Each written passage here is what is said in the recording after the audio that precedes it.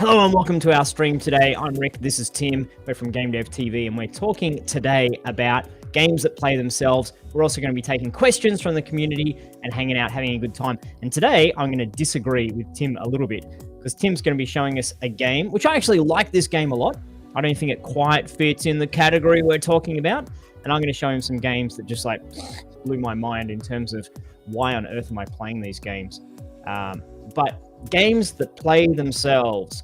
Tim, you and I don't seem to disagree on definitions of games. Not at all. For you, what is a game that plays itself? What does that even mean? I think it's self-explanatory. Like we can talk about the definition of it, but games that play themselves, I think, are games that require little or no input from the player. I would lean on the little input because no input is kind of turns into a movie. You're describing TV. Input. Yeah, pretty much. I can see you sitting in front of the TV and saying to everyone around, "This game's fantastic," and them thinking, "What on earth?" I'm so good at this. I had to change I've been the channel. Everybody, I made the choice. I'm great at this. Yeah. So I want to show off this game. Show us this game. This is a really good game, actually. I'm not putting shade on this game. I think it's a great game, and I actually dispute your definition of games that play themselves because I think you do some playing in this game. Okay, so let's talk about it. So I'm just going to kind of jump into it and explain the game a little bit, and then we'll go through that. So the basis of this game is that you kind of move your characters wherever you want them to go. You've just got these 4 little dudes, and they all have a different like item or weapon. Tower shield. This guy's got crossbow, and they have stats and stuff like that. And then you could move them. You just said you can move the guys. Doesn't the game play itself? Doesn't it do it automatically? So would you consider this playing? I'm going to be a bit of a jerk. I'm going to be a jerk. Okay, so let me show you how the basics work. So we're in a room. Yep. And we've got our squad. Yep. And top hat. Yep, got him. We can sacrifice a human. I'm not going to do that. Well, I guess I have to. So, boom. So you're moving your dudes at what? You said what? Hey, where did you guys go? So I've set up my configuration and then I just hit the fight button. Okay. I don't do anything. I'm not doing anything. Hands up. Okay. My dudes are fighting. The game's playing itself. The game's playing itself. The game's playing itself. So now you've talked about it before, Rick, that you think games require decisions, and this game absolutely does have decisions. So for example, it's got a shop now where I can buy some food. I need food to feed each one of my guys. But I'm going to skip this. I'm going to go to the next room. So the decisions are where to put my guys and what to equip with them, really. So I kind of choose, kind of my configuration. And sometimes there's like weird extra stuff like the pit to receive some food. But really, once I hit fight, there's not much else I can do here. So you're making decisions in terms of your team composition, your upgrades, your positioning, and then the actual resolution of combat. The computer is doing that. It's the game's playing itself for the actual how do I hit and all that kind of stuff. Exactly. Yep. So we can add some more humans. Let's grab Excalibur. Sure, this is great. I'll put that on him. Put that on him. And I'll get some beefy guys up front for my configuration. And he's just like a meat shield, I guess. Cool. And then we'll go this way and we'll see what we get in the next room. So this is a really similar philosophy to, say, a football manager game where you're organizing your team, your positioning, your strategy. But then when you say click, the game happens. You're not making your dude run around, and you're not saying kick the ball or throw the ball, depending upon the game. And for a long time, I didn't like these kind of games. I thought that they were kind of lazy design, I thought it just wasn't my thing. But what I've realized is that as I've kind of gotten older and as I've filled my brain with more and more responsibilities and work and all this stuff, I've got less brain power for games. And I think games that are lighter like this, that play themselves, I think I really, really like, because it gives me the inkling of a strategy game. I'm strategizing, right? I'm moving my guys here and there. I'm buying the boxing gloves, putting a sword on this guy. I feel like I'm strategizing, but at the same time, I'm not having to second guess over every move. And it's got a nice loop to it. That's the other thing too, is like I strategize and then I click fight and I watch what happens. And then I learn from that and then I strategize and I click fight and I watch what happens. Um, and I think that's a really cool loop. You know, it's a lighter brain power loop, which I really, really like. So some games like the Total War series give you a choice on to what extent do you play. So you can do all the macro at the main map stage. You know, where are my armies going? Where am I attacking? But then you can skip the actual battle. You can say auto do the battle. So you don't have to get in the micro. But if you're interested in the micro, you can get in there and move my soldier here and attack the thing there. So it gives you the choice. Would you call that a game that plays itself? I think it's got elements of a game that plays itself. I like when games do that, especially bigger games like Stellaris or like, you know, some of the really big heavy strategy games, because sometimes there's so much strategy in them that sometimes you just don't want to resolve that battle. You know, you don't want to like get in there and do those micro fights. And it's cool that there's an auto resolve option, so you can play the grander strategy if you want to, rather than the micro battles. I think they're along the same lines of this, but I think this is a game about just that part, right? And it kind of forgets the whole rest of the game. So, well, as developers, we can then put a lot more time and effort into that part to focus on it. So there's a book, the Blue Ocean Strategy. Let us know in chat if you've read Blue Ocean Strategy, but it's more about marketing and product development, which I guess fits right into making a game and have it stand out and be good. Is rather than trying to have 8 different aspects of your product and have them all pretty good, you take 1 or 2 and you say, we're going to be spectacular at these. We're not trying to be better than everything else out there by being incrementally better, which is the Red Ocean strategy. Let's be a little bit cheaper or a little bit faster or a little bit bigger or a little bit whatever. What you're saying is we're not even going to bother with all the things that other people are competing on. We're just going to be really amazing at this this one thing. Yeah. I think that's a good developer strategy in general. I think most of the games that I've absolutely fallen in love with have been games that they're not trying to do everything. They're trying to do one thing really, really good. Like a game that's blown up in the last few months has been like Power Washing Simulator. And that's what it is. You just power wash stuff. Like that's the whole game. You just power wash stuff. And I think people overcomplicate things a lot. They think like, oh, it's not enough. We need more systems. Yeah. We need more content. We need more stuff. And I think if you start with a good premise, I think you can make, like, this is just rooms of auto battling. That's all this is, right? There's a bunch of stuff around it to support that, but it's just rooms of auto battling. I'm just going from room to room and letting my dudes battle it out. A comment from Martin saying, by the way, this game will get boring quite quickly. Did you find that, or have you found that, Tim, that it gets boring quite quickly? So this game specifically, I believe it's still in early access. So I think it's still got some work to do. I didn't get bored with it. I have a couple hours into it and I'm still totally into it.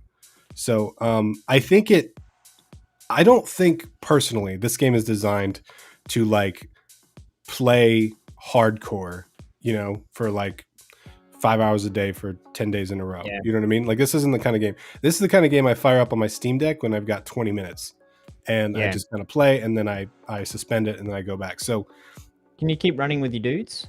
Boring. Stuff to run and talk. Yeah. So boring quite quickly. I don't necessarily agree with. Kill it with fire. But it's a good point as well that some of these games that play themselves are more casual games. They're for a moment.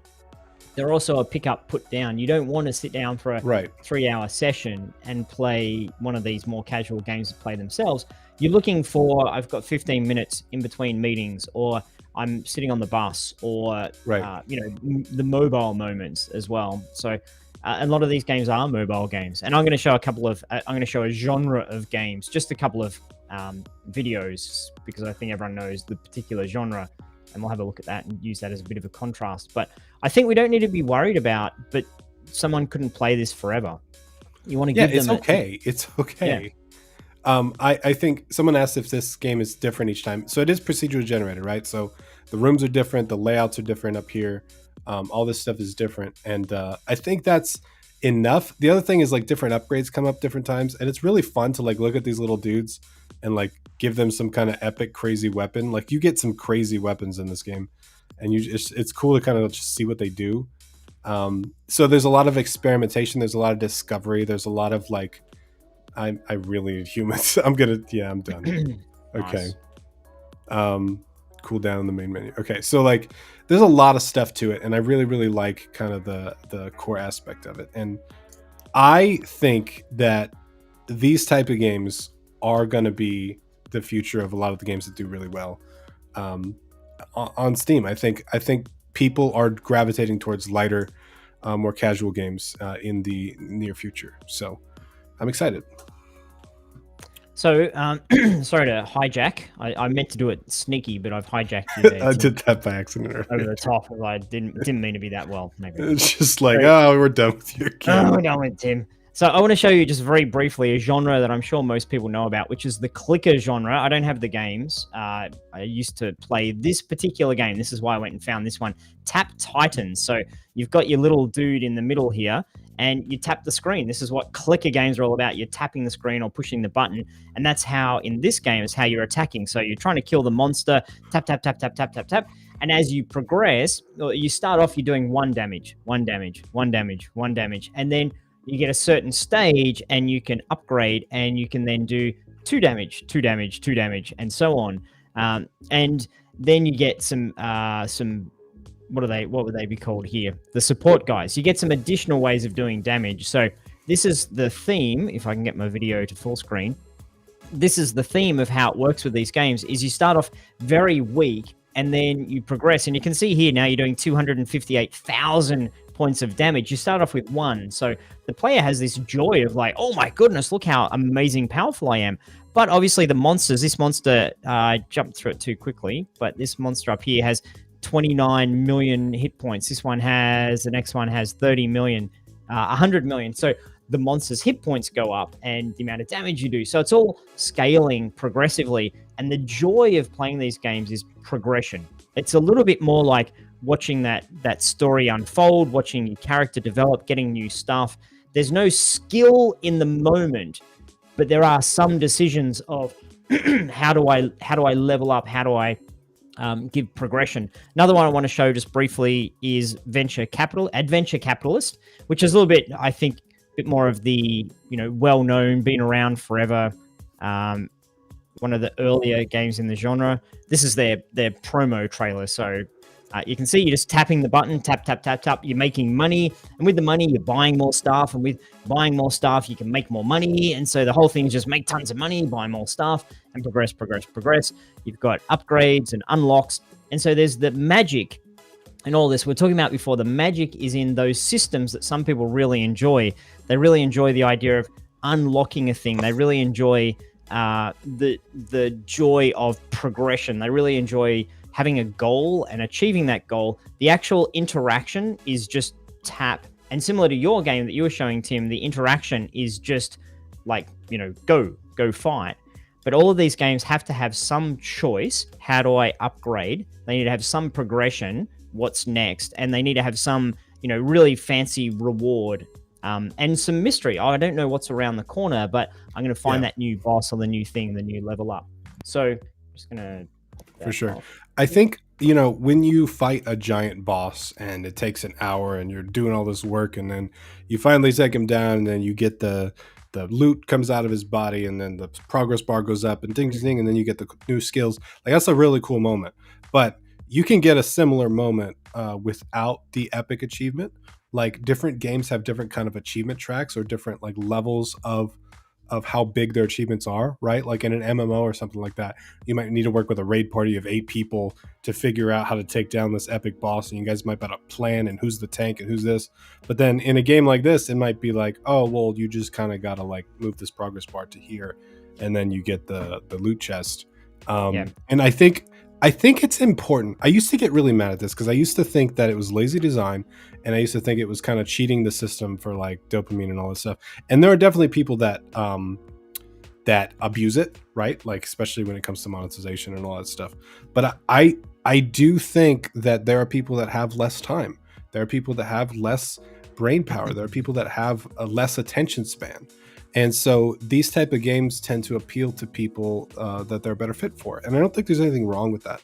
I don't think that makes them less of a game. I don't think that makes them less of any kind of thing that they are. I just think it makes them different. It makes them for different types of people, if that makes sense. Yeah. And I think for me, and for a lot of people who are hanging out with us, developers, people who've been playing a lot of games their whole life, I think we need skill. I want to know that I'm good at this thing. Yeah. That's why I'm playing it. That's why I'm winning it. And there's a continuum. And right at the extreme of total skill, I think chess is the epitome of you just can't guess with chess. Whoever is the better player wins. It's a skill-based game. And all the way down the other end is a game like Yahtzee. Is it called Yahtzee in the US? You roll 5 dice, and there's zero skill in that. And it's pretty common that people who are newer to playing games, young kids, for example, I've got a couple of young kids, they love playing Monopoly. I hate it. It's just all luck. I'm like, well, you landed on the good thing, so whatever. I'm like, hey, let's put in a new game mechanic where you have to answer a question from Trivial Pursuit, before you can buy the property. And they're like, Dad, stop breaking the game. Like, you get in trouble for that boring. too. No one likes playing games with me anymore. No. I was like, let's make this better. Oh, you should see how we play Uno now. Do you know Uno, the card game? Yeah. Because I'm like, this is so slow. Would you guys hurry up? Okay, you can play your cards whenever you want. It's awesome. It's like, it's so good. It's great. It's speed Uno. Love it. But there's a difference. Like, I think if we get all snobby, is that a word? If we get too, uppity, is that a word as well? I don't know. If we are better than our players and saying, well, I personally don't think clicker games really bring much to someone's life except for distraction and nonsense. And I played Tap Titans for hours to like, what's this all about? And I got hooked on I just want to see the next boss. But was I learning anything? Was I improving myself? Was I, did I have better skills? Did I feel like I did that? Not really, but it was a distraction and it was entertaining. So there's some people that's what they need in the moment, or that's where they're at with their game playing journey. And other people need Crusader Kings 2, where they can't even figure out how the hell to play the game. Yeah. And I've ranted about Crusader Kings 2 a couple of times. So I think it's, personally for me, I don't like games that play themselves because I feel stupid. What I mean by that is a child could do this. Why am I doing this? I just spent an hour with not, making choices that were obvious and clicking a button. What's the point, I think? Yeah, so I think it comes down to how you see the decisions, right? So in Despot's game that we were just playing, I see those decisions as a child could play this game. A child could totally do that, but I would make different decisions in them. And I've chosen this specific formation because I think that these guys are going to go do that. These guys are going to go do that. And I like the discovery of strategy. I like the discovery of pattern recognition and the discovery of kind of systems and how they work, right? And so I think when people say like the game's going to get boring eventually, I think what a game like that loses long term is that discovery. Once you've kind of seen everything that's in the game and you figured out the system, it's no longer interesting. That was one of the reasons I used to play, professional competitive Yu-Gi-Oh and Pokemon trading card game. I was like, I was almost the regional champion for Pokemon for the West Coast, and it got boring because at the competitive level, there's only like 2 or 3 decks that you have to run because they're just the best, right? So you run one of those decks or you lose. That's it. And so when you're facing the same decks, on that, Tim, when you're actually playing, is there, because there's a randomness. You've chosen your deck. There's a skill in that and a knowledge in that. And then when you flip over a card, is there amazing deep strategy in terms of, well, do I play this card now? Which Pokemon do I have active? How do I use my energy? Is kind of like, what a masterful move where Tim's gone and played that Pokemon instead of that Pokemon, or is it all front loaded in the deck building? That's where the skill and the magic is to become a great player, because the randomness, there's pretty much, well, you gotta, of course you're going to play that Pokemon, not that Pokemon. So that's a good question. There's a lot of pre-built stuff in the deck. 100% good players will trump bad players all the time. Like there's a lot of strategy in how you play cards. There's a sequence to cards, but that's what I mean is at the competitive level, theoretically there's a best play for every hand, right? And at the competitive level, everybody's playing at that level. Nobody's making mistakes, right? Like nobody's like, you know, messing around or misplaying stuff or playing that card before that card when they shouldn't. So the only variable is the deck at that point. And so that I really hated that because I think I loved figuring out the strategy part. I loved discovering what could work and what couldn't work. And I think, you know, Magic, the Gathering, the card game, they've got a format. They've got different formats, so it's not just like play with a pre-built deck. They've got like a draft format where everybody sits in a circle and they take packs of sealed cards and they open them and then they pick one card for their deck and they pass the rest to their left. And then everybody builds a deck as you're sitting at the table. And that to me is the best way to play like Magic the Gathering because everybody builds a deck on the fly with the cards that they're given with limited choice, right? And then there's some strategy on what you pick because sometimes you'll take something just to keep it away from that guy because that guy's building a red deck and you don't want him to have this really powerful red card. So there's a lot of that, and I think that triggers the part of my brain that has the discovery while I'm playing the game because you're also discovering everyone else's deck because these are weird decks. They would never exist normally outside of a draft format, right? So I think discovery, it comes down to is the point at which I like to, I mean, my mom used to say I would disassemble VCRs, you know, just to take them apart and then I wouldn't put them back together because I was just like, I wanted to see how it worked. And that's the appeal that these games have to me is figuring out how they work. Side note, there's not too many communities where you can proudly say, I happen to be just about the regional champion for Pokemon and have it be super cool. There's not many places in the world you can do that, Tim, but in this lovely, welcoming community here, it's like, hey, that's pretty cool. Try that in most other places, and they'll be like, hello? I don't even think about that anymore. I'm impressed. Yeah, so games often become boring once the underlying patterns become too apparent. I think they do. I think that's the exact point they become a bit boring. I think that's why games as a service end up having these seasonal passes and you know, new content every like month or two, or even some games that don't have new content, they release a content patch multiplayer, so they'll like they'll make this gun better and this gun worse, because even though it's not the right call and everybody says, oh, why did you nerf this gun, why did you buff this gun, they changed up the meta and they added that discovery back into the game. So now everybody has to figure all that stuff out again, and that's what's engaging. So I think that's a really important point that you don't want to miss. Yeah, I think like all these things, I like to turn back to what can we learn from it, and not be too, not to be too down on different styles of games. But I think what we can learn from this is you don't have to make, as an indie developer, you don't have to make all the bits player interactive. You don't have to have it all be like the game you're showing. You know, you level up your guys, you've got upgrades, you've got unlocks, and then you've got the strategy of where you move and where you click, and you've got dodge and jump and roll. Do one or the other. So if you play Enter the Gungeon, it's got that similar kind of vibe to what you're showing there. It's top down, it's dungeon crawly, it's room to room, moving camera slightly different, but it's a twin stick shooter, and so it's all about the action. Move. How do I do that?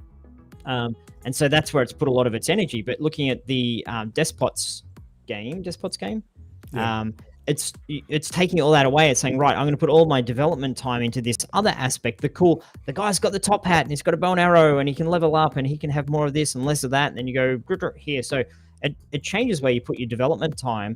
And I think the important thing as an indie game developer is to do one thing really, really, really well, and to say to the other things, not today. I'm not going to do that. I'm totally going to ignore it. And I wanted to just briefly show you another game that popped into my head. I don't have it installed, but it's one that I've played a bunch. And it's called Minion Masters. Is that coming up? It's a cool name. Minion Masters.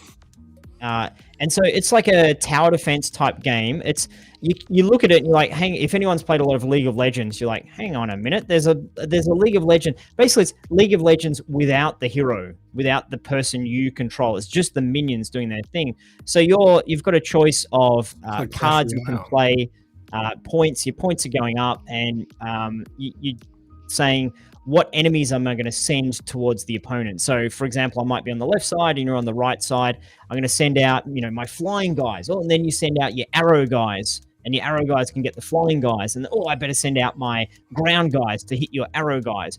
So you've got this choice of what minions do I send, and it's a bit of a collectible card game type format. So you've got the cards. Here are all the cards that you get. You build your deck at the start. So I'm going to have these, whatever it is, 12 characters or 12 guys I put in there. As I play more, I unlock more cards, which is pretty cool. More enemies, more minions that I can command. I'm just going to loop this video again so we can watch it a little bit again. When did this come out, Rick? Oh, a few years ago, at least. This looks exactly like Clash Royale, but with a different skin on it. It's I don't know which one came first, but yeah.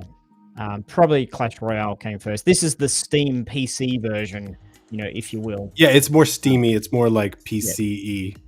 It's got like a MMO skin on it kind of deal. Yeah. So there's the game that they're doing this. I'm not saying attack like this, shoot like that, play like this, but there's decision here, deck building. And there's decision in moment of, okay, do I save up for my big guy that costs more?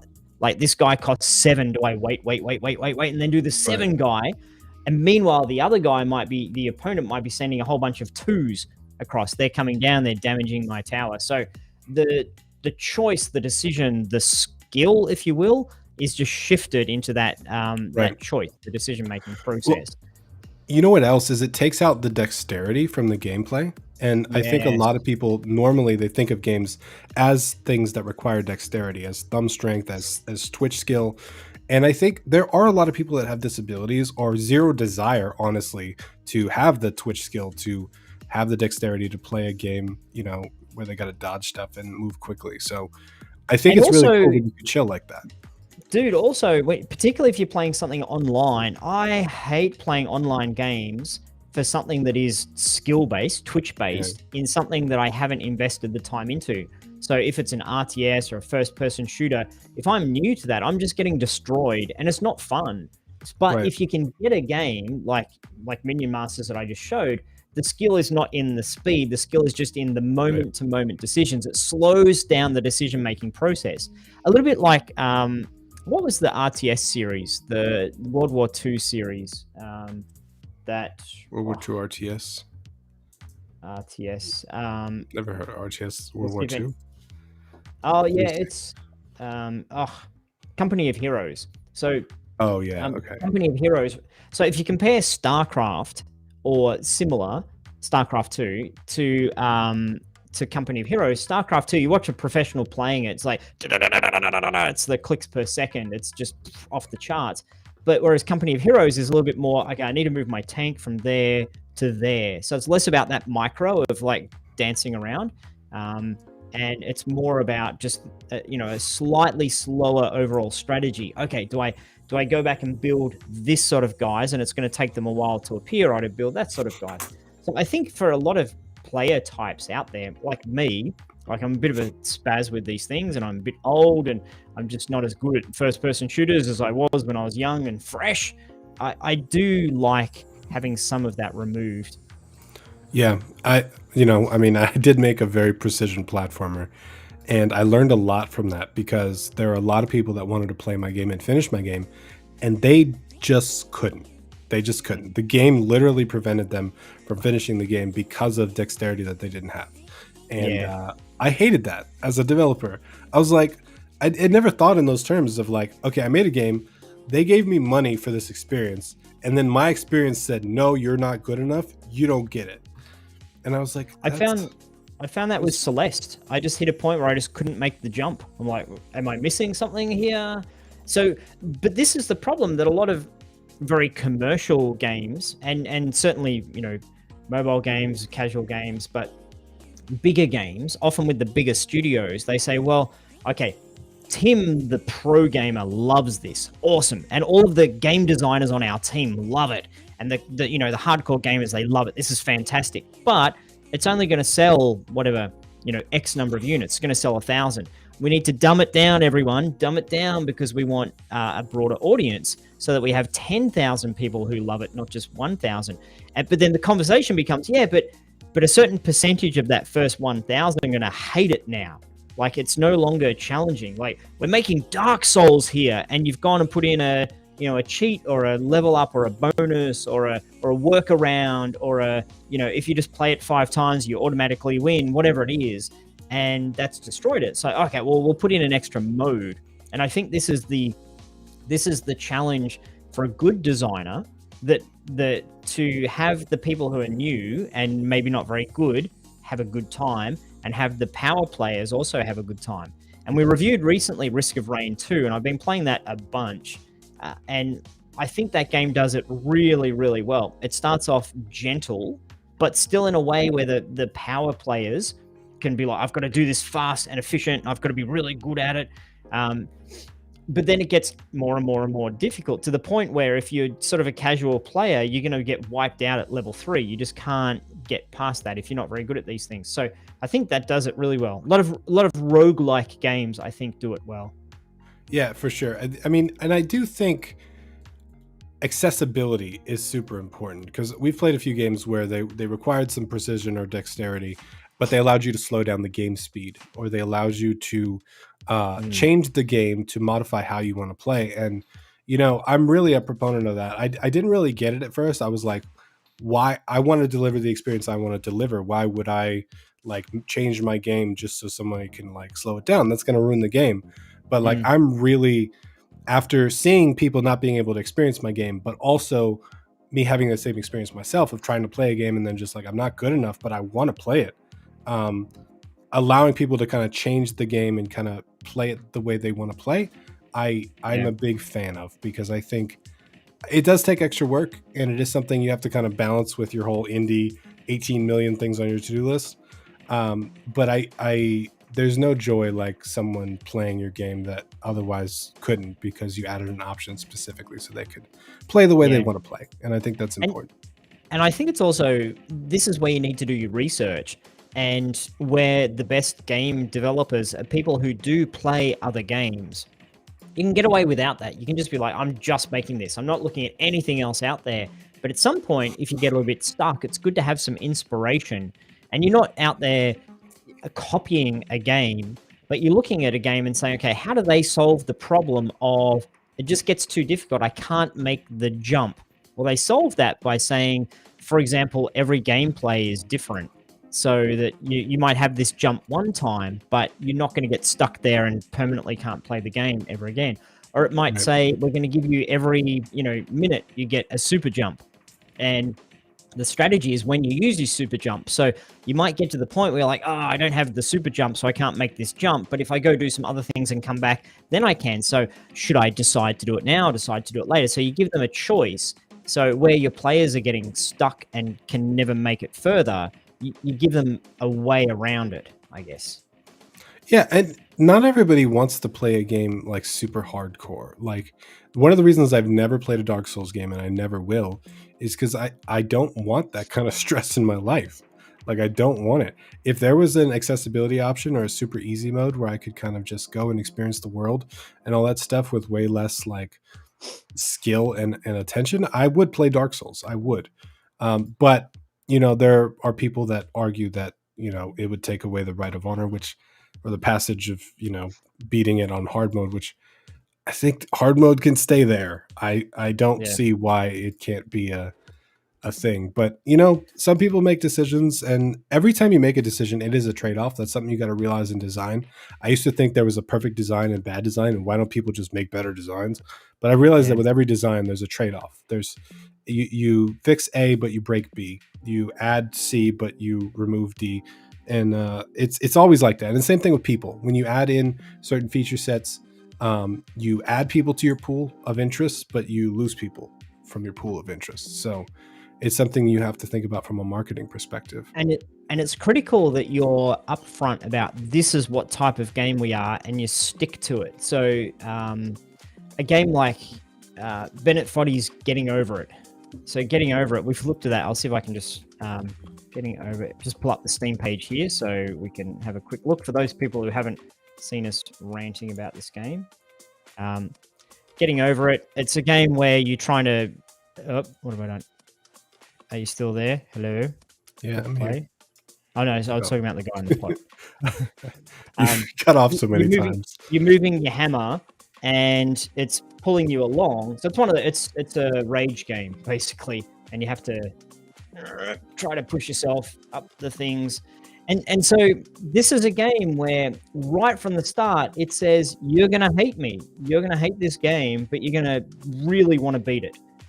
This game is one of those total skill. Like I put this in the side of the extreme that chess is on. To beat this game, you have to practice, you have to be good at it, you have to be, have the skill of moving the mouse in a very, or whatever keyboard controller in a very particular way. You can't just fluke it. Beginners or casual folks are not going to get very far in this game at all.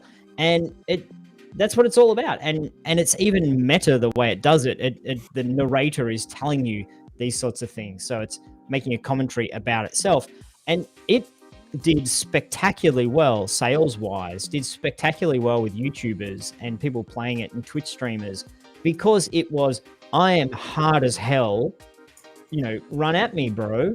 And so it owned what it was trying to be. And I think if you had a mechanism in there that said, okay, let's do an easy mode where you launch yourself twice as far, it would completely destroy the experience, because there's such a badge of honor of getting to a certain, stage or position or progression in that game.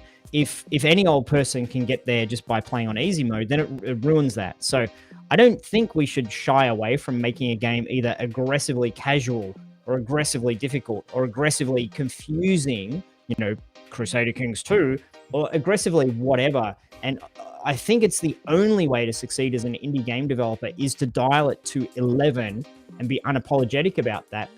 If you water down Getting Over It and it's no longer a rage game, it's just kind of a fun little game where you're kind of flipping yourself around with the sledgehammer, then you need to add other mechanics to make it interesting. You need to have multiple levels, you need to have procedural generation, you need to have upgrades and progression.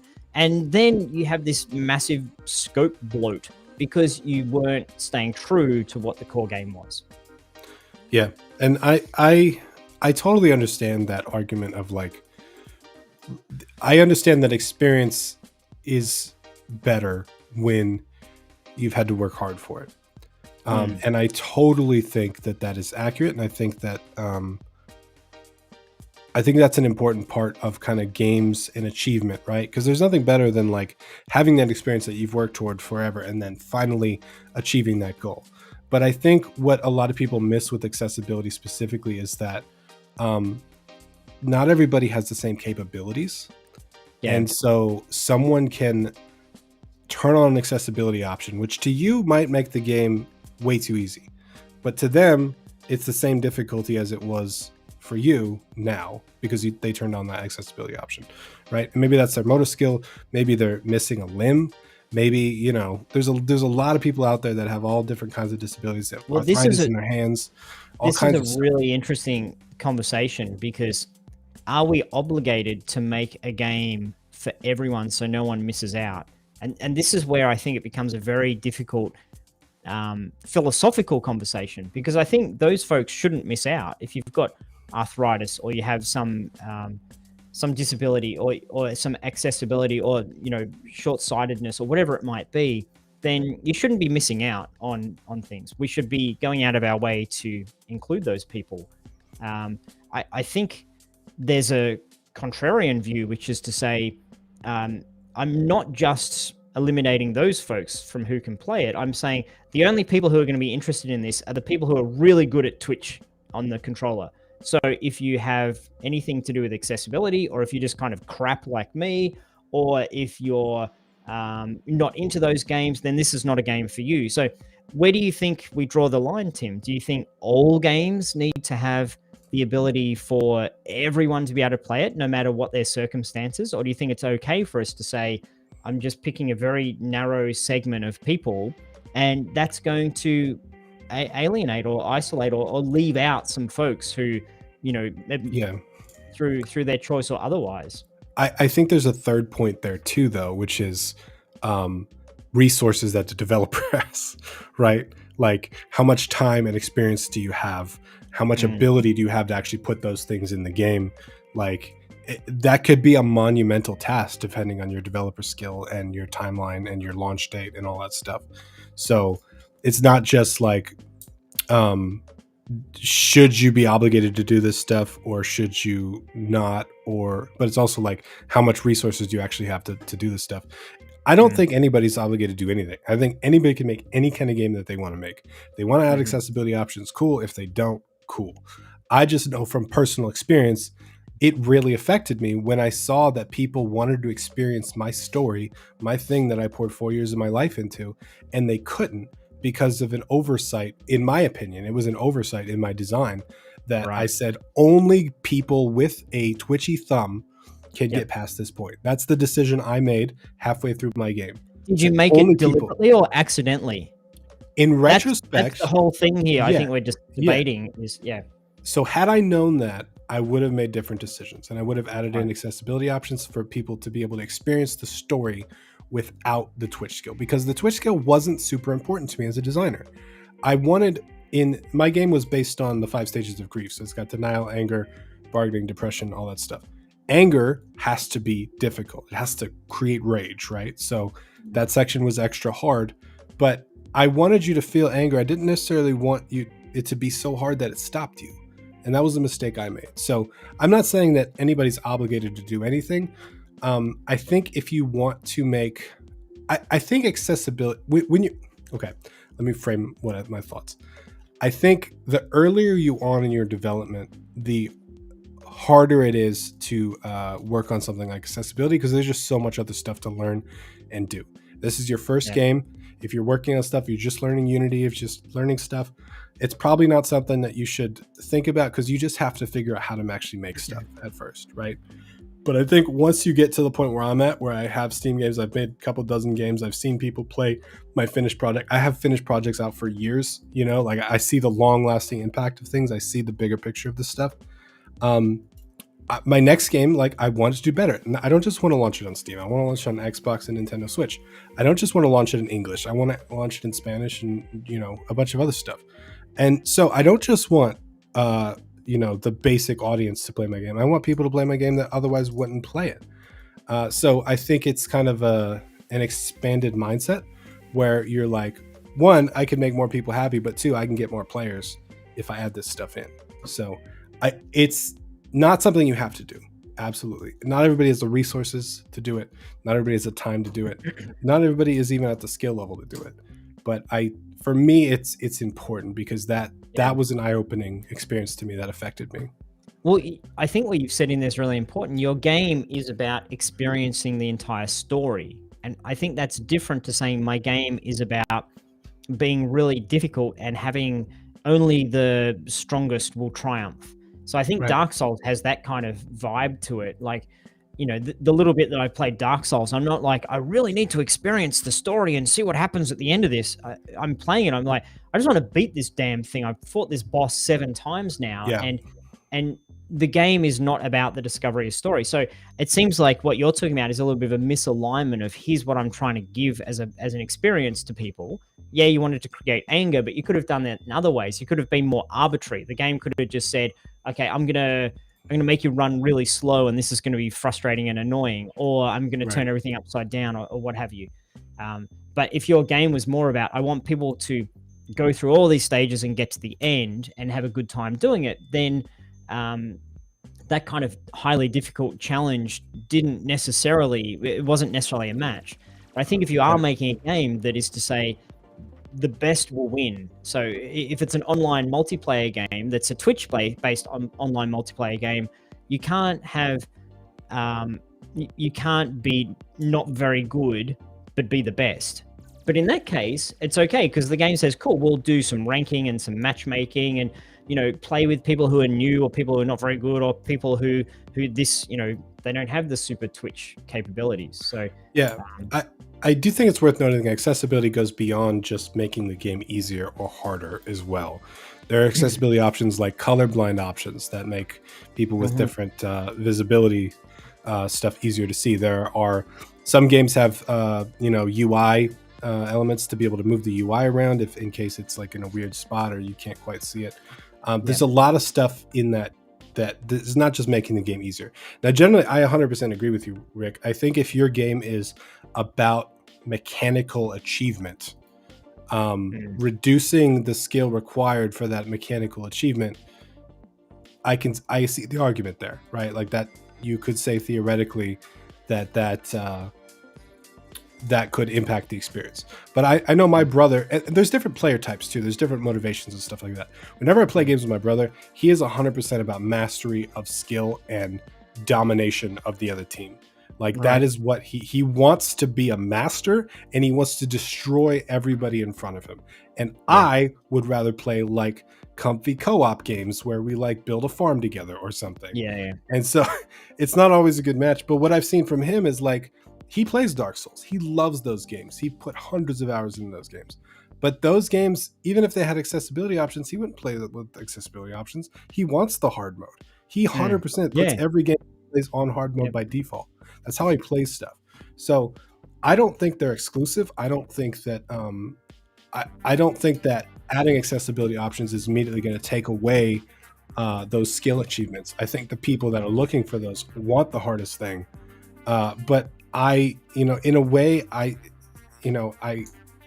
understand the argument. I don't agree with that. If that makes sense. You understand which argument? The argument that adding accessibility reduces the skill ceiling. Oh, okay. For your game. Therefore. Yeah, I think, exactly. And I would also, the thing I would urge indie game developers, you made this point really well before, when you're starting out or when you don't have a lot of time, sometimes you just can't get those things in there. And I don't think we should feel bad about the fact that we made a game that's not accessible. You don't have the resources. Yeah, we don't have the resources, or that wasn't the sort of game we were trying to make. Or the knowledge. You may not know these things exist. Exactly. Because I mean, a little bit of what we're talking about is super advanced. How do you make an incredibly, specific game and also have it accessible? I think that's great. That's something good to aspire to. But the first thing I think as an indie game developer is I'm trying to make this particular type of game, and does that suit accessibility? If it doesn't, then cool, just make the game anyway. And then maybe the next game is going to be something that is more accessible. Right. Or you get to the point where you can say, I'm going to make this sort of game and I'm going to include those things in there. So, yeah. Yeah. I think accessibility too is one of those problems that you really start to look at. The more volume you have, the more players you have, like then you really start to understand the scale and the need of it. But like when you're starting out, you might get 3 people that play your first game, right? So is there really a justification for spending 6 weeks building out this accessibility system that if 3 people are going to play your game, right? Like it's better off adding features and adding the game, systems and making it more fun. Yeah. So it's just something to think about, right? You just want to think about stuff that not everybody plays games like you do. And if you're a game designer, do you want to design a thing that can reach more people or not? And sometimes the answer is no. I'm not like leading that question, right? Like sometimes absolutely it's no, I don't want to design a game that reaches more people because I want to sit in my bedroom and in a couple of weeks I want to make something cool, right? Yeah. And that's totally fine. Yeah. And I think these sorts of discussions are really important to stretch your game designer brain. A lot of people spend tons of time on their game developer brain, learning the technical skills, learning the programming, learning how do I make the thing do the thing.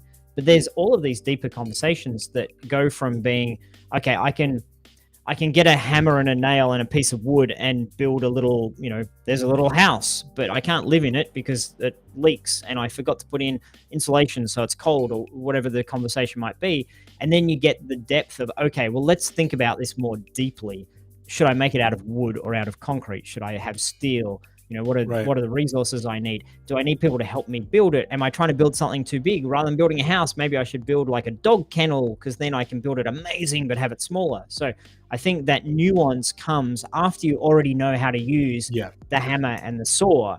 If you get too, I've seen it the other way around. I've seen a lot of people who are amazing architects and amazing designers and amazing, like, this game's going to be like this and like that and great. How are you going to make it?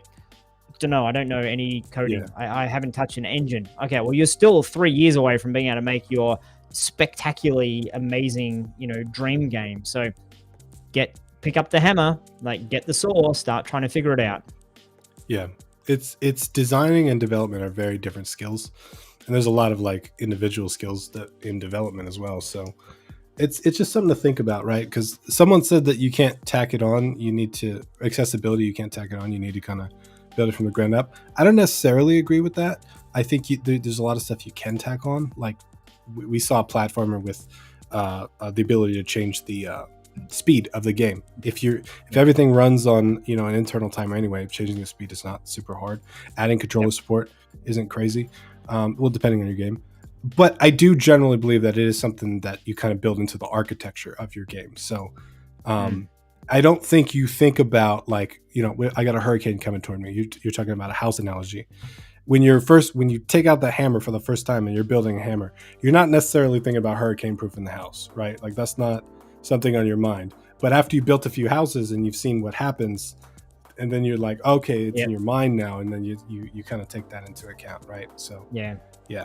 Well, once again, I think Risk of Rain 2 is a great study for these things, because they do the difficulty level quite well. It still feels like the same game, but on the easy level, you heal more quickly, and you have some advantages that way. And on the really difficult one, you start off at half health, and there's some other aspects to it that just make it a bit trickier. But the way that they reward the different play styles is they say, if you want to play it on easy, you can dominate this game. You can get all the things, you can see all the things, you can have an amazing experience, you can beat the boss, play on easy, not a problem.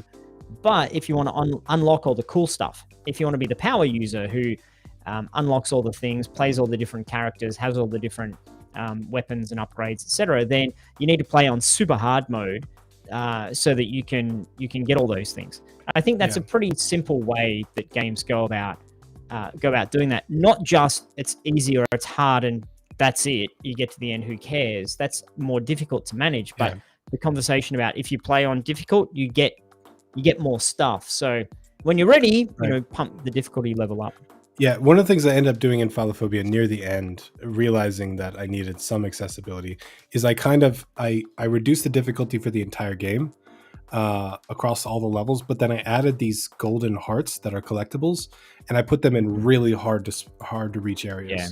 So now the general game is easier, but the people that want that mastery and they want that extra skill, they can go and try to do the extra risky stuff to get the golden hearts, and then they get rewarded with extra precision levels for doing that. So the people that like the skill challenge get extra skill challenges, and then they get rewarded for the skill challenges as well. So you could do stuff like that as well. So a question from Stasis Field. Here's a question on the subject of difficulty. Do you feel modifiers is being cheap? Like you have less health, less damage, etc., or do you feel more effort should be in difficulty? I was giving Risk of Rain as an example. I don't think difficulty needs to be complex. You can just literally say you have half health and that's tough. Go. I think it can be cheap like that. A lot of games, what I find cheap is when you play a game and it's on a different difficulty and the enemy does things that they shouldn't be able to do. So, you might play an RTS and, my base builds at, 1 unit every 10 seconds, but it looks like the game's just started and it's got 5 units already. That's not possible. So I think that's a bad type of balance where the player starts to suspect the enemy is cheating. That's when it's bad. But if you just say, as a player, you start off with less stuff, go. Then the player's like, oh, less stuff. This is going to be difficult. So I like putting it on the player rather than on the enemies, because you can see it and you can feel it and you can own it. So I think that for me is a better way of managing the difficulty. Yeah, I don't think there's anything in game dev that's like cheap or like that. I think we we games are a smoke and mirror show of an Mm. entertainment experience, that they are. So if you could put one small thing in that's going to increase the replayability or increase the playtime, I think most of the time it's worth it. If you've just Yeah. got if you've got no modes at all, or you've got a normal mode and a hard mode, and the hard mode gives you half health, I don't see anything wrong with that. I think if people like your game, and Yeah. especially if they're like my brother, that's the experience they want anyway. That's what they Yeah. go in And for. you So need to give that person a way to have bragging rights as well. You need to give them a different badge, a different right, trophy, a different whatever. If you just play on difficult and no one ever knows, it's like, well, why did I bother doing that? So, inherently people can say, well, I know I played it on hard mode, but I think you need to give them something, a different ending or a different object or some way that they get to see a thing that others don't get to see. achievements are a great way to do that. By the way, on Steam or on Xbox or whatever, achievements aren't Yeah. super hard to implement in engine, and they're achievements. They're like Yeah. things that you achieve, and they're I things think unlocked. I think the best sort of achievement gives you some gameplay or some either an advantage or something you can show off. So if it's just purely the Xbox achievement, like you did an achievement, that's okay if you're in that mindset and if you're the sort of person who wants to do that. And you've decided this is what I'm going to try to get all the achievements. I like it when you get an achievement and then now you've got a different skin or a different gun or a different vehicle or a different Yeah, upgrade, because then it means something in the game as well. And you're like, I really want to unlock that last thing because I really want to use that other gun because it goes pew pew instead of pow pow, and that'd be yeah. neat, wouldn't it? So They've got like New Game Plus is kind of the concept of like I beat the game, but then at the end of the game I unlocked a thing, and so now I can start the game over and start with that thing. And so yeah. that's a concept that a lot of people use. I love that kind of idea because it kind of keeps, a lot of like old school like Game Boy games and stuff like that has stuff like that because Mm. the games are very linear and there's not much you could do after you beat the game. But back in the day, you had like 3 Game Boy games and you better play those over and over again. So they made stuff like that, which was cool. Yeah. So let's take questions. If anyone watching now has any questions for us, whether it's about games, about the game design stuff we've been talking about, games that play themselves, or about your learning journey, courses, any of that kind of jazz. As you guys know, because you're watching us at the moment, you're watching us here at the moment, that we can't speak properly. That's normally me, but it's early in the morning for both of us, I think, Tim. Luigi is My stifling and kid. yawn. If you got any questions, fire them in the chat now. And what was I saying? I don't know. I went off on a tangent. That's what happens when you're old. Say all this kind of stuff. Stasis Field asks, when it comes to achievements, I love how FTL handles it, where ships in different layouts are. That's not a question. That's just that's a great question. Yeah, that's a great question. If you're an indie game developer and you haven't played FTL, then I think you're missing out on. I wouldn't call it a genre definer or a like revolutionized gaming, but it was a great game that had a lot of really cool new things in it, but just did the permadeath type of game, did it really well. Yeah. I think it's a great study. Balances, it's just wonderful. Anyway, Yeah, it did a lot of things right. I agree with that 100%. I should probably, you know what, we should be more in the habit of showing screenshots of these things when we're talking about it, because some people out there may not know what FTL is. So let me just briefly have it going on the screen as we're talking about FTL. So once again, I'm just showing the Steam promo video. So you've got a ship, you've got your crew, you're managing your crew as they run around. You've got to put them in different spots. Here we're shooting against an enemy ship, and I love how representational it is. They're just like, this is us on the left and this is the enemy ship, and they're just 2 screens. They didn't try to make it realistic, whatever. It doesn't matter. It doesn't remove the immersion at all having it done like this. So you're managing where your characters are. You get different characters and different upgrades related to them. Just keeping your ship alive, basically, and destroying the enemy ship. Upgrades and buying and selling things, super important. So that's FTL for those folks who didn't know what FTL is. Desert Knight asks, do you agree with the saying, if you try to please everyone, you will please no one? I think well, yes and no. I think if you're a newish indie game developer and you try to please everyone, you'll please no one. But if you're Nintendo, like, you look at the Mario games, not many people play Mario games and say, this is dumb. They're masters at making games for everyone that are just good, solid entertainment and captivating. I think the truth in that statement is, if you try to make a game that is everything, then it will be nothing. You need to make a game that is precisely, I am a strategy game that is all about strategy. And then by, ipso facto, if that's the right way of phrasing it, there's going to be a lot of people that say, I hate strategy games. But then there'll be a lot of people that say, oh my goodness, this is exactly what I was looking for. Yeah. And there are definitely, what you'll notice is once you start getting feedback for your game, your feedback will be convoluted with opinions. So people say, the movement speed's too fast. And then someone else will say, the movement speed's too slow. And who do you listen to? And if you start to listen to everybody, you end up with a very generic sort of experience. I don't think that's the same as trying to make a game with broad appeal. I think that's possible. I just think you as a designer have to choose kind of which feedback to let go of and which feedback to take to heart, because a lot of people will give you their opinions as if they are fact. And in fact, they are just preference. Interesting behind the scenes type question here, Tim, from Lottie, who joins us week in, week out, wondering who are these interesting characters, wondering what both of your work days look like outside of these chats. How much time do you currently spend making games, if any? Lottie, pretty much this is all we do. We just do a chat once a week, and then we just sit around on the beach doing nothing else. Yeah, it's cool.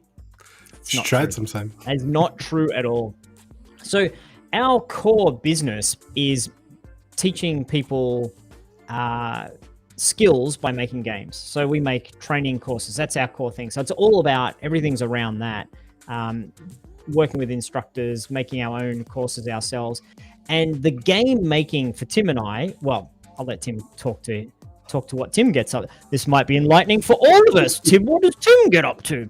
But for me, game creation now is in terms of how can I make games that would be great to teach people how to make games.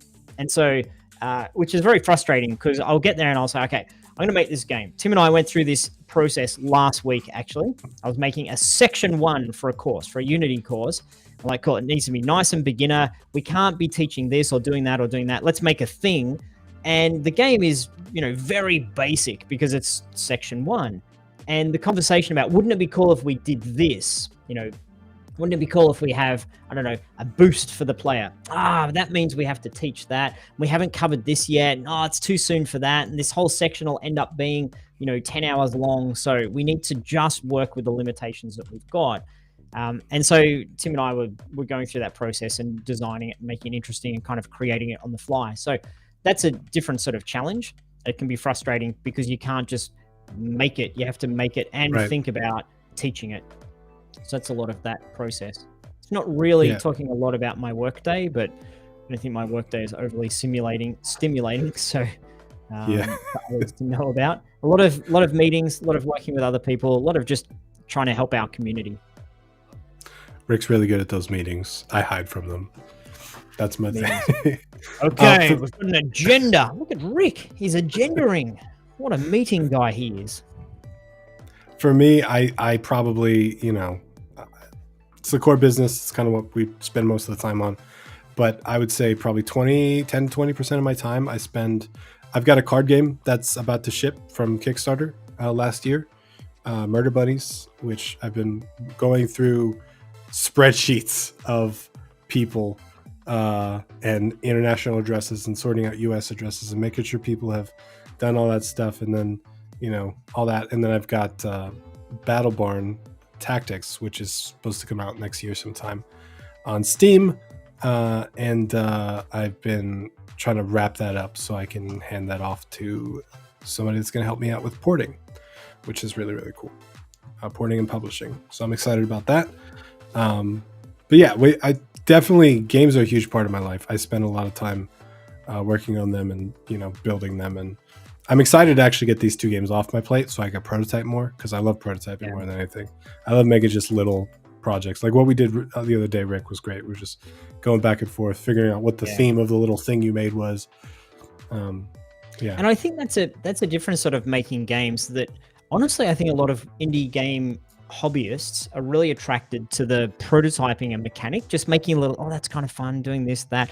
And the bit that is the putting in all the content, that's where it becomes the slog and maybe less attractive. But I know you and I both enjoy the cool, because the section one I was talking about before, I was just working with physics. So how do we have something bounce something else? And if you don't set it up right, they just kind of plop into each other. It's not very satisfying at all. It's like, how can we do it with no code where you go clunk and it goes boing and bounces around? Because that's super fun to do. Just those conversations about how do we make it fun to bounce into something? And then, okay, we've got this bounce into something thing. What can we do with that? I think that's the bit I enjoy most about game design, to be honest. And then we ended up throwing a theme on top of it and, going from there. Like, what does this step remind us of and all that stuff? I love that part. Yeah. It does, after the prototyping phase, you go into production, in my brain anyway, and that's the slog of like, this thing is cool and it's fun, now let's make it a production game, which takes way longer than it should. Yeah.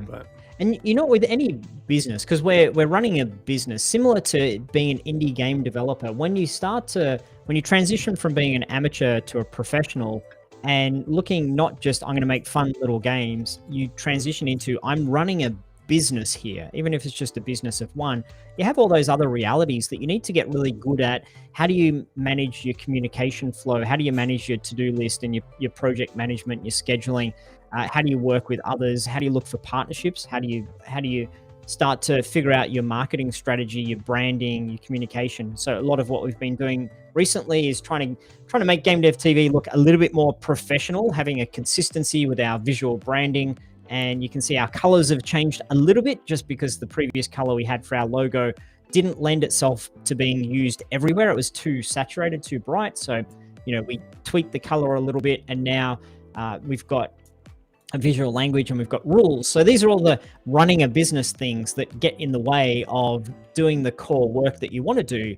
But it's the difference between being professional and being just sort of a hobbyist. And so that's, it's a lot of what Tim and I are doing, is just how do we make what we do more professional, and how do we give better service to our community? Should make a Draggy Dog game in a course. Oh, I hadn't really thought about putting Draggy Dog into a course. That's one of those things you can make a game for some people, not for everyone. I'm not sure if everyone would appreciate, particularly parents whose kids are like, oh, I need to do this course. Oh, this course looks great. What's section 3 about? The dog dragging its ass along the ground. And like, I'm not really sure if this is the best thing for you, little Jimmy, to be learning from these immature folks. A Construct 3 course with Tim as instructor. Really? You'd like that, huh? We've got one of those. It's a short course. I don't think it's currently for sale, though, is it? Oh, isn't it? It should be. I think it was in the bundle, and then we never launched it. Didn't we? Oh, maybe it's in the vault. Maybe at some point you'll be able to get your hands on it. You keep talking. I'm going to see if it's live on our site. Thank you. Only professionals use Construct 3. I agree. That means if you don't use Construct 3, you're not a professional. I'm going to get lots of angry comments now. I didn't say that. Why is it not published, Tim? I know we had it in a bundle. The bundle's finished. It was in a bundle, but we never launched the course. Should we publish it now? Should we just this sounds really contrived. It sounds like, let's, we hadn't thought about that, but we'd actually launch a Construct course. Literally haven't thought about the fact that we've got this course sitting there. It's a short course that Tim and I worked on together, where I played the dumb student. I don't know how to do anything. It was very difficult for me I had to really get into no, it wasn't. It was quite easy. I didn't know what I was doing. But Tim played the masterful teacher, and we worked through an awesome platformer in Construct 3. That was cool. I don't know if anybody here has ever seen that format where there's an instructor and then there's a student. But it's cool because, sometimes the instructors, they can skip over things that they know and they didn't realize they had to teach. And then the student can be like, hey, hold on, but I'm confused about this button. And so it kind of stops you there. And it's kind of got a better flow to it of just kind of watching it and learning it. So, yeah. Oh, yeah. Any Well, plans for a Unity netcode course? Would that be similar to multiplayer? Unity multiplayer course? Yeah, that's a good question. Is netcode the new word for Netcode is code that you been in use other for the engines for net. a while?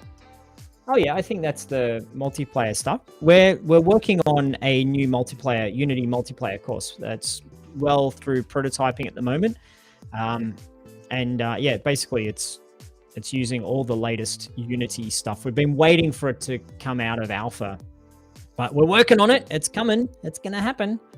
So definitely, it's gonna happen. Actually, if you go through the main site, I think it's on sale right now. Let me look. That's the other multiplayer course I think you're showing on there, Tim. So we've got an existing Unity multiplayer course that uses Mirror that we made a couple of years ago. Still super relevant, super awesome, super useful. But we're in the process of making a different multiplayer course that uses the Unity netcode. Right. Okay, Unity gotcha. netcode. Yeah. So, yes. Similar question. Have you heard of this? Is it better than Mirror? I think Mirror is great, and it's everyone who's worked through the course we've got at the moment has enjoyed it and done well, and makes great things using it. It's very flexible. It's changing a lot, but it's there's a lot of work going into it. Mirror, that is, and improving. I think a lot of people will go to the more inbuilt Unity multiplayer just because that's kind of what you do. But I think either or both. And the more you learn, I think the more you see that you don't have to just do one thing and stick with it forever. We've talked about learn one engine, then learning another engine. That's good for you because then you see different things. It cements different ideas and concepts. So I don't think there's any such thing as, whoops, I went and learned something or worked on something what a waste of time. I think all these things make you better. Yeah. Nathan may be doing the netcode course. Maybe. Possibly. Maybe. Possibly. Been struggling with being brave enough to start a YouTube channel to create an audience.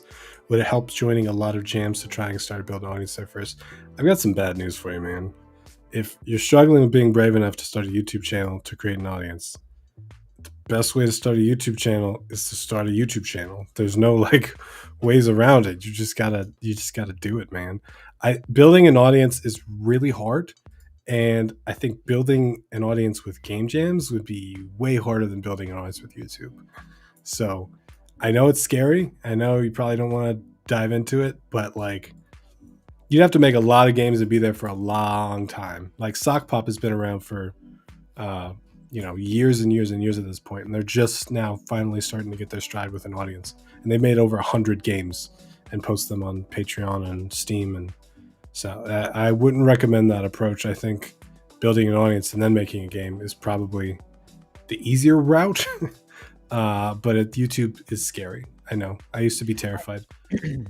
I think though I've had a similar conversation with my wife because for ages now we've been talking about creating a whole series on helping parents guide their tweens, which is basically kids that are 12 and younger, so from 8 to 12, to start practicing being an entrepreneur, making their own businesses, doing their own initiatives. And it's so confusing as a parent because your kid's not really good at stuff, and how do they do a thing? Should they be trying to make money? There's so much in that. We've got so many ideas, and she's really great at thinking about these things, but she's got that exact same thing, just scared to put herself out there and have people say, who are you? Why are you telling me this? What do you know?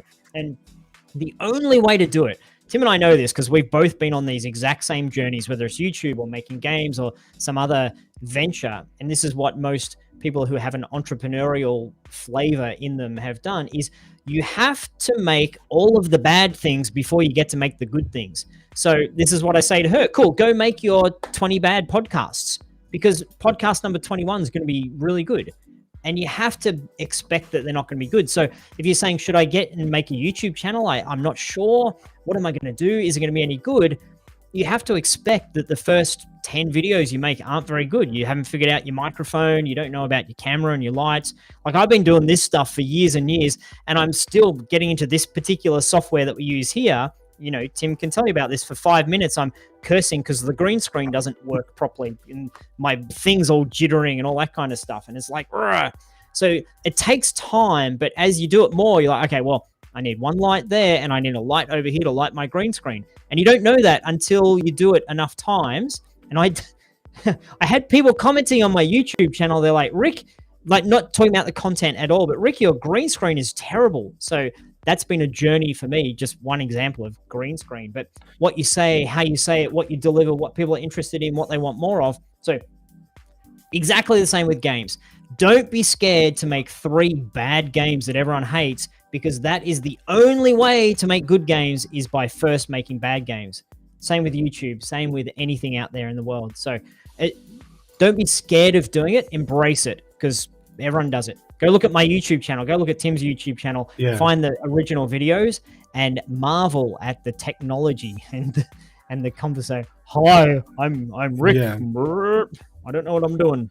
It's a rite of passage that you have to kind of be a part of, because there's so many things that you learn along that path and along that journey that you would not be even remotely aware of. And then 2, you just need practice.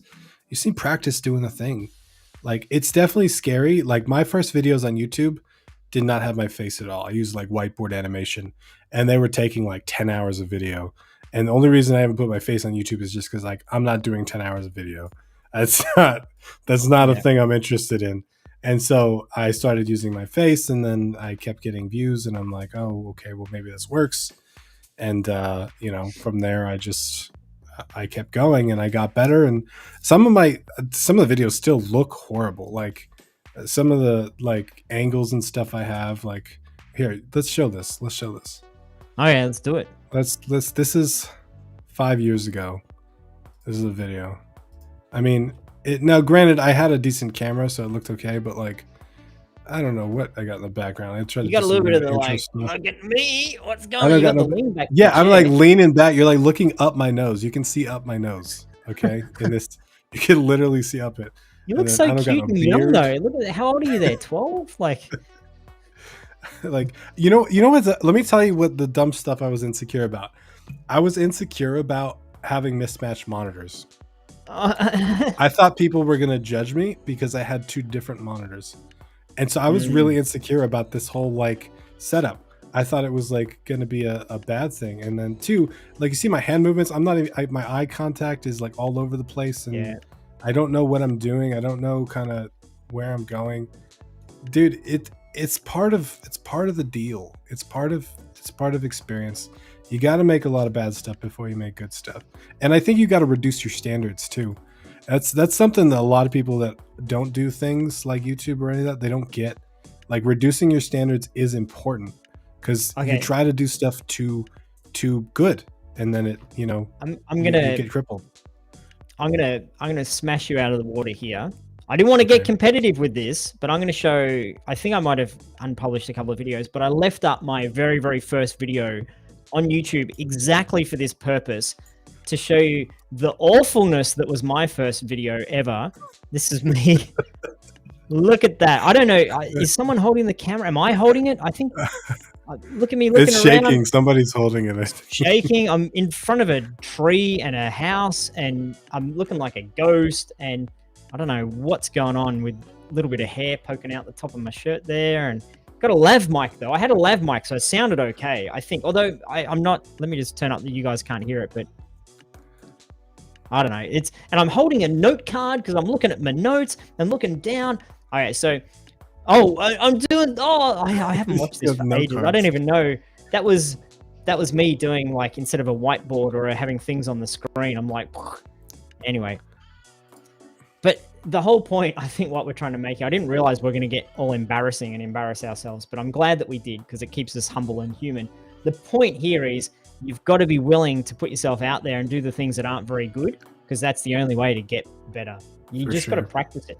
And so I wanted to refute something here that was, where's it gone? Is this Elizabeth? Uploading or streaming to an audience of 0 is a waste of time. So what we're trying to make in this, the point we're trying to make here is, it's not a waste of time, because you learn from it and you get better at it. And you get to the point where, when you do have those audience building strategies, social media or what have you, you're better at it. You're good at it. If you are not very good at streaming and you point a whole bunch of people to your stream, then they're going to say, oh, meh. So you've got to get your skills. And it's the same with making a game. If you say, well, there's no point making a game and having no one play it or buy it, I don't think that's true either. You've got to make it and finish it so that you can see, what am I doing right? What am I doing wrong? How do I do it better? For sure. And I slightly disagree with that statement too. I think specific on platforms, streaming to Twitch with zero audience is bad because Twitch ranks people by how many viewers they have. So if you have zero viewers, you end up at the bottom, which means you don't get any viewers, which means it could be a waste of time. But like stuff like YouTube, it's there 24/7. You can go into Facebook groups, you can go into Reddit, you can go into all these places and share this stuff. And dude, part of creating a YouTube channel too isn't just having the courage to post the content. Part of it is 100% the hustle that it takes to get people to see it. There's a lot of hustle that goes into this. Those first videos I was showing you, I was hustling so hard, and people were tearing me apart, man. The thing that used to piss me off so much is I would make a video on a topic, and then I would post it in like a Facebook group, and then someone would just link like an extra credits video or something that talked about the same thing, and they would just link that like it was better than mine. And I was just like, did you not even like, I'm just completely irrelevant. And then plenty of people would be like, who are you? People would get upset at me for sharing advice, and like I'm just trying to help people. Like, I don't know what you're upset about, but like you got some issues in your home life or something, because you just went off on me on Facebook. I eventually ended up deleting my Facebook account because I was just like, I'm not gonna deal with all this. But it's rough, it's hard, man, and it doesn't stop either. It doesn't stop. I had when I launched the Murder Bunnies Kickstarter, I had huge channels with millions of people that I respected just absolutely take a crap on my game and live in front of people. And but it's you need to experience that stuff, because the only way to get better and reach more people and build more things is to go through some of that hard stuff. And much of the reason people don't start is fear of the hard stuff. There's no way around it. There's no way around it. And you just fear of the negative feedback as well. Like if you allow it to drive you to be better, it's like gas in the tank. It's amazing. When I first started recording Unity programming content, because my background is as a designer and as a business guy and as a CEO and as a game director and all that kind of stuff, not as a programmer. So, I'm self-taught as a programmer, and it's mostly just whatever it takes to get the job done. That's the kind of indie I am. But when I started teaching it, I'd say a word slightly wrong. I'd call, I don't know, instead of saying parameters, I would say variables or something. And people who knew what they were talking about would be like, oh, Rick's terrible. Why is he teaching us? He's the worst person ever. You're going to cause the world to stop spinning. And so I'd look at that, and there's one of two ways you can take it. If it's truth, then it hurts, right? Anytime someone says a truth that you're scared about, they're like, Tim, you don't know what you're talking about. And you're like, oh, no, I don't think I know what I'm talking about. That's when it can really get you the most. But you need to listen to it and say, okay, this is therefore what I fear. That person said that, it really triggered me. Therefore, it's a really important thing for me to address and understand. So what that meant for me teaching, anytime I teach programming, I'm really, really, really careful to say the words right. And I go above and beyond to really, for a 10-minute lecture, I'm spending 2 hours looking at everything related to that concept just to make sure I don't accidentally say the wrong word, because I didn't have a 4-year degree teaching me, the words day in, day out and having them stick in my brain. So it can and it should make you better, but not in a way that it breaks you. Like, let it fuel you to get there and do the hard work. This is actually the good part about starting at zero. I have a whole video on this. Starting at zero is important because you build the skill over time. I guarantee you, like, I'm not famous. I'm not anybody interesting. I've got about 60,000 subscribers on YouTube, and the amount of traffic that I got and the amount of messages that I got, the amount of feedback and stuff that I was bombarded with at that level, there is no way that I'd be able to handle it at 10 subscribers. There's no way. It's like an acquired skill. You kind of learn to kind of take on more and more on your backpack. And it's just, it's like a muscle. You got to just work it out. You can't just jump to the top, because I guarantee you a lot of people will not be able to handle it. There's all kinds of stuff that comes with that kind of stuff. So it's like the very first time you encounter a bug in your game you're working on and you've got no idea how to fix it, and you wrestle with it for hours and you're like, I just want to quit. This is awful. Like, I don't know what I'm doing. I don't know how to fix it. I don't have the skills. The first time you encounter that, I think it's a very enlightening moment to say, well, okay, how do I get past this? Did I take on too much? Is that how I got here? Is it that I don't have a good support mechanism? Is it that I need to learn more? Is it that this is not for me? And I think this is something that we need to be really honest with ourselves about. If the first time you hit one of those big major walls, you say, this is not worth it, then it's okay to let it go. I think people are so much about chase your dreams, never give up, never give up. I think that can be hazardous. I think that can be disastrous for some people, because maybe you shouldn't be making professional games that you're trying to sell. Maybe just do it for fun. Maybe that's where you're at. Who knows, in 2 or 3 years' time, it might evolve and it might change and you might get to a different spot. But if you're getting a lot of stress or getting worked up by the fact that I can't fix this bug and I hate this and I don't want to turn on my computer anymore, then maybe this isn't for you. Maybe you should be outside planting trees as your day job. Yeah. And because you love being outside, and then of an evening you come home and you tinker on stuff on the computer to make games. So I think it's okay to acknowledge that and not allow that to define you. For sure. I think it's important to note too that I never wanted to start YouTube. I started Game Dev Underground, which was supposed to be a community to help game developers and give them a place to upload their game and stuff like that. Before, this was pre-itch. And I tried, I went to GDC, I tried blog posts, I tried email lists, I tried all kinds of stuff. And YouTube was the thing I arrived at to just get my message out. And YouTube was the thing that ended up working. And that's why I stuck with it. I think so many people nowadays, they don't do that process. They do like YouTube. They think it's the thing. They think it's the thing they got to do. And like a lot of the questions even are like, how do I build an audience? Because they've heard over and over again that they have to build an audience to be successful as a game developer. But they start with the audience part, not the game, right? And I think you can build an audience over time. You don't need an audience for your first game. You don't need to, you're overthinking it. You're over-engineering it.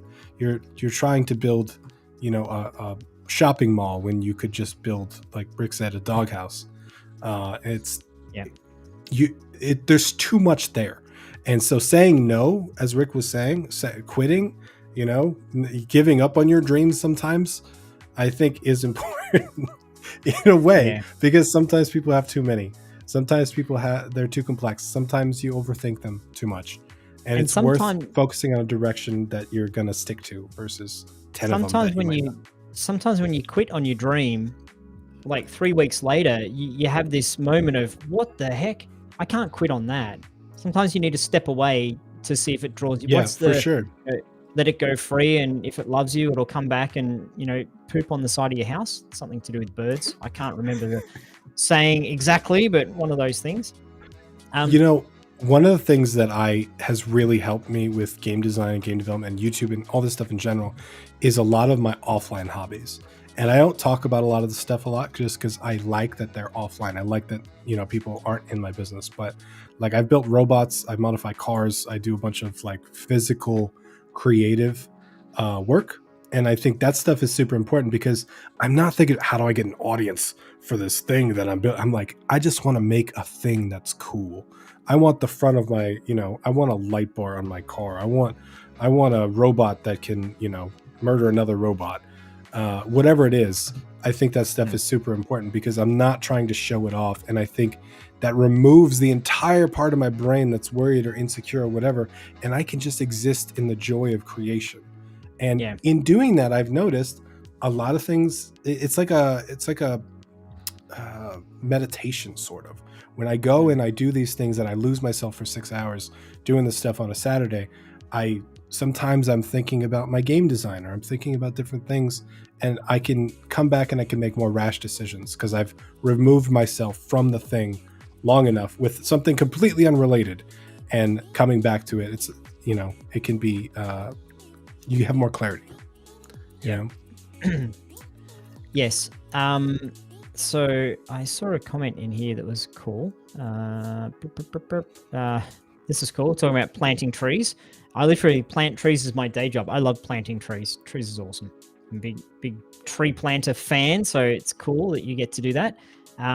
Mark is saying this discussion went everywhere. It kind of did today. We had a theme and then we went discussions that play themselves, I think was the discussion today. And there's another one that also from Marcus just asking, will a quality game always get noticed? My feeling on this, and we've talked about this a lot between Tim and I here, is that no, a quality game won't always get noticed, but I believe a remarkable game will always get noticed. And what's the difference between the two? A quality game is just, that was well made, that's fun, I enjoy it, I'm having a good experience. Once someone plays it, they might talk to others about it, but that's not necessarily having it get noticed. That's about having people talk about it. The game that, when you look at the 10-second preview, you're like, what? I think that game is going to get noticed. It's going to get spread around. Now, is it going to get noticed to the extent where it's going to be a huge success? You need to give it a bit of a push. You need to guide it along its way. But I think there's plenty of games out there that, just because they were quirky, interesting, different, special, odd, difficult, exciting, a YouTuber found it and played it, and their audience loved it, and then someone else found it and played it, and so on. So I think a lot of those rage games are that way. I think that's, Flappy Bird is the greatest example of that. I think there's a lot of games out there because they're remarkable, and we don't have enough time now to go into all the remarkability conversation, but, we normally touch on that once a month, so we'll loop back to it at some point. Tim, do you see any one last thing, one last question, or one last point? I think. Yep. I think that's it. That's it for today, I think. An hour and a half we've been cruising along for. Had some good discussions in here. This will make some good YouTube clips. Some good ones today, yeah. I enjoy hanging out, discussioning with you, Tim. Discussioning? That's my favorite. Discussioning. And I enjoy having some folks hang out with us. To be honest, you guys, Tim and I like hanging out, chatting, and the fact that you're all here hanging out with us as well is great. It's like a room full of our friends having a chat about games. How perfect is that? That's nearly as good as planting trees all day long. It's like very close to that, I think. Maybe slightly better. So thanks everyone for joining us today. As always, we'll be back again next week to talk about some more cool stuff. At some point, we're going to schedule in a conversation about AI generated art. I don't know when we schedule that in. Next week, maybe? It's scheduled next week. And also, I'm trying to arm twist my friend Jason Wyman to come join us on the live cast at some point as well. So now that I've put that out there in the universe, if you guys know Jason, if you're on his YouTube channel, then jump over there and be like, hey, you should go and join Rick and Tim on their live cast because he said you were going to. So harass Jason about that. And if you guys have anything else you want us to talk about, any topics, any themes, any stuff, then please do let us know. Tim, my friend, thank you for hanging out. Thank you for hanging out. It's always been fun. Thank you for hanging out. Thank you for hanging out. Hold on. What's this, though? Oh. Is this another... Well, you didn't show that to us. Third ever YouTube video. Look at how it improved from number 1 to number 3. This is at a game jam. It's relevant. It's not in front of some stupid house. At a game jam, and I'm doing the live reporter. Here we are at the game jam. There's the game. See, there's game jam over here. Look at that. And then using my hands because I was watching Tim Ruswick, and I'm like, he needs to use his hands more. And look at that. I'm even wearing the game jam shirt, and I've got my thing. And some of that stuff going on. So anyway, don't go and watch it. No one go watch my YouTube channel. It's old and nonsensey. But anyway, I was at a game jam in 2014 just to prove that I did. Anyway, I saw that. I turned that on your screen. I appreciate you sharing my screen without my permission. Thank you. That's great. All right. Have a good night, everybody. We'll see you next week for AI. How to make game art with AI. Don't miss that one.